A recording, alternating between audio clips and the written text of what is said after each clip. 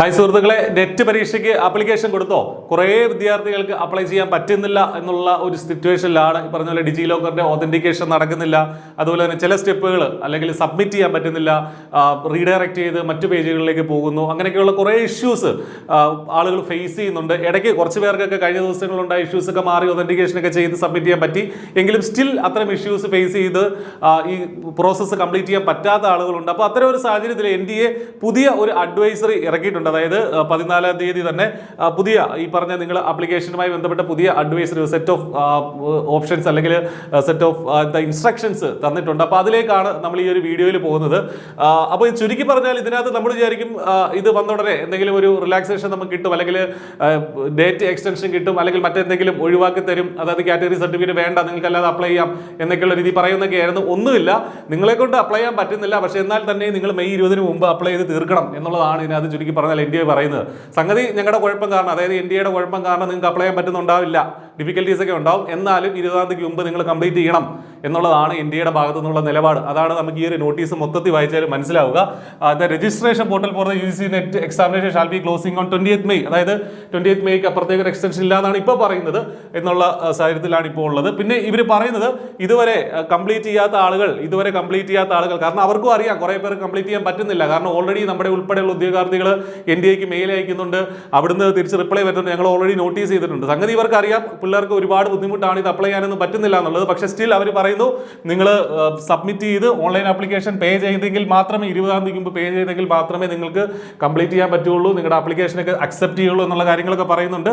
Then ഈ പറഞ്ഞ confirmation page future റെഫറൻസിന് വേണ്ടിയിട്ട് നിങ്ങൾ പ്രിന്റ് എടുത്ത് വെക്കുക എന്നുള്ള കാര്യങ്ങളൊക്കെ പറയുന്നുണ്ട്. ദെൻ എല്ലാ നമ്മുടെ കാൻഡിഡേറ്റ്സിന്റെ ഡീറ്റെയിൽസ് നമ്മൾ കൊടുക്കുന്ന നമ്മുടെ പേര്, fathers name, mothers name, category, PWD status തുടങ്ങിയ കാര്യങ്ങളൊക്കെ ഇവിടെ നമ്മൾ കൊടുക്കണം. എക്സാം സിറ്റി ഉൾപ്പെടെയുള്ള കാര്യങ്ങളുണ്ട്. അപ്പോൾ നിങ്ങൾ ഫേസ് ചെയ്യുന്ന പ്രശ്നങ്ങൾ ജസ്റ്റ് ഒന്ന് കമന്റ് ബോക്സിൽ ഒന്ന് ഇടുക. നിങ്ങൾക്കത് സോൾവ് ചെയ്യാൻ പറ്റിയിട്ടുണ്ടെങ്കിൽ അതും കൂടെ ഒന്ന് കമന്റ് ബോക്സിൽ ഇടുക. കാരണം മറ്റുള്ള ആളുകൾക്കും അത് യൂസ്ഫുൾ ആയിരിക്കും. അപ്പോൾ അത് പ്രത്യേകം ശ്രദ്ധിക്കുക.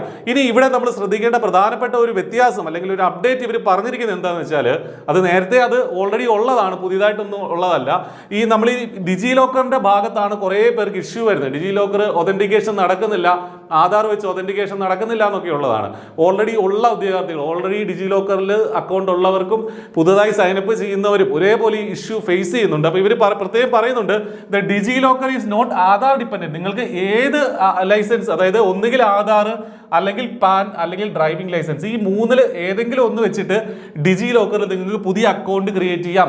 അല്ലെങ്കിൽ ഓൾറെഡി നിങ്ങൾക്ക് അക്കൗണ്ട് ഉണ്ടെങ്കിൽ അതിനകത്ത് പാനും ഡ്രൈവിംഗ് ലൈസൻസും ഒക്കെ ആഡ് ചെയ്തിട്ടുണ്ടെങ്കിൽ അത് വെച്ചിട്ട് നിങ്ങളുടെ അക്കൗണ്ട് നിങ്ങൾക്ക് റിട്രൈവ് ചെയ്ത് അതിൽ കൂടെ കയറാൻ പറ്റുമെന്ന് ഇവർ പറയുന്നുണ്ട്. അപ്പോൾ അതുകൊണ്ട് ആധാർ ഡിപ്പെൻഡ്, ഇപ്പോൾ ആധാർ ഉപയോഗിച്ചിട്ടാണ് നിങ്ങൾക്ക് ഒതന്റിക്കേഷൻ കിട്ടാത്തത് എന്നുണ്ടെങ്കിൽ പുതിയതായിട്ട് സൈനപ്പ് ചെയ്യുന്നവരാണെങ്കിൽ നിങ്ങളുടെ പാൻ നമ്പർ വെച്ചോ അല്ലെങ്കിൽ ഡ്രൈവിംഗ് ലൈസൻസ് നമ്പർ വെച്ചിട്ടോ നിങ്ങൾ ശ്രമിച്ചു നോക്കുക. ചിലപ്പോൾ അത് സക്സസ്ഫുൾ ആയേക്കാം.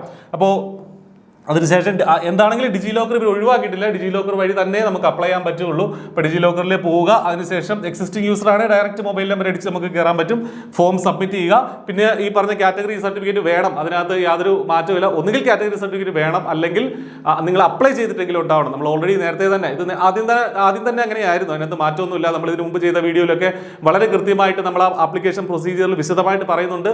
ഒന്നുകിൽ നിങ്ങൾക്ക് ഇപ്പോൾ EWS ആണെങ്കിൽ, OBC NCL ഒക്കെ ആണെങ്കിൽ നിങ്ങൾക്ക് കാറ്റഗറി സർട്ടിഫിക്കറ്റ് വേണം, അതിന്റെ നമ്പർ വെച്ചിട്ടാണ് നിങ്ങൾ അപ്ലൈ ചെയ്യേണ്ടത്. ഇനിയല്ല, നിങ്ങൾക്ക് അത് ഇല്ലെങ്കിൽ നിങ്ങളത് കൺസേൺഡ് ആയിട്ടുള്ള അതോറിറ്റിയിൽ അപ്ലൈ ചെയ്യണം. അപ്ലൈ ചെയ്തതിന്റെ റെസിപ്റ്റിന്റെ നമ്പറെങ്കിലും നിങ്ങളുടെ കയ്യിൽ ഉണ്ടാവണം. അതായാലും മതി. അപ്പോൾ അത് വെച്ചിട്ടേ നിങ്ങൾക്ക് അപ്ലൈ ചെയ്യാൻ പറ്റുള്ളൂ എന്നുള്ള കാര്യം പ്രത്യേകം ശ്രദ്ധിക്കുക. അപ്പോൾ അത്തരം കാര്യങ്ങളൊക്കെയാണ് ഇവിടെ ഉള്ളത്. ഇവരൊരു ഫ്ലോ ചാർട്ടായിട്ടൊക്കെ ഇവിടെ പ്രത്യേകം പറഞ്ഞിട്ടുണ്ട്. നെറ്റ് പോർട്ടലിലേക്ക് പോവുക, ന്യൂ രജിസ്ട്രേഷൻ എടുക്കുക.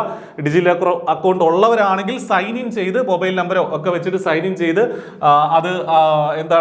അതുവഴി കടന്നു പോവുക. അല്ലെങ്കിൽ സൈനപ്പ് ചെയ്ത് ഏതെങ്കിലും ഒരു ID, ആധാർ അല്ലെങ്കിൽ പാൻ അല്ലെങ്കിൽ ഡ്രൈവിംഗ് ലൈസൻസ് ഉപയോഗിച്ച് സൈനപ്പ് ചെയ്ത് നിങ്ങൾക്ക് OTP വെച്ചിട്ട് പിന്നെ പ്രൊസീഡ് ചെയ്ത് അവസാനം ഫീ അടച്ചെങ്കിൽ മാത്രമേ നിങ്ങൾക്ക് ഇത് സബ്മിറ്റഡ് ആവുള്ളൂ. ഒരു കൺഫർമേഷൻ പേജ് നിങ്ങൾക്ക് വരും. കൺഫർമേഷൻ പേജ് ഓൾറെഡി വന്നവർ പേടിക്കേണ്ട, നിങ്ങളുടെ സബ്മിഷൻ ആയിട്ടുണ്ട്. മറ്റുള്ള ആളുകൾ നിങ്ങൾക്ക് ഒന്നുകൂടെ ട്രൈ ചെയ്യുക, മാറി ട്രൈ ചെയ്യുക. NTAക്ക് മെയിൽ അയക്കുക, നിങ്ങൾ ഇങ്ങനെ ഒരു ഇഷ്യൂ ഫേസ് ചെയ്യുന്നവർ ഉറപ്പായിട്ടും അത് ചെയ്യുക. നമ്മുടെ ഭാഗത്തുനിന്നും നമ്മൾ ചെയ്യുന്നുണ്ട്. അപ്പോൾ നിങ്ങൾക്ക് ഇത്തരം ഇഷ്യൂസ് ഫേസ് ചെയ്തിട്ടുണ്ടെങ്കിൽ അതൊന്ന് കമന്റ് ബോക്സിൽ ഇടുക, ഡൗട്ട്സ് കമന്റ് ബോക്സിൽ ഇടുക. നമ്മുടെ ഭാഗത്തു നിന്നുള്ള രീതിയിൽ നമുക്കത് അഡ്രസ്സ് ചെയ്യാം. All the best. Thank you.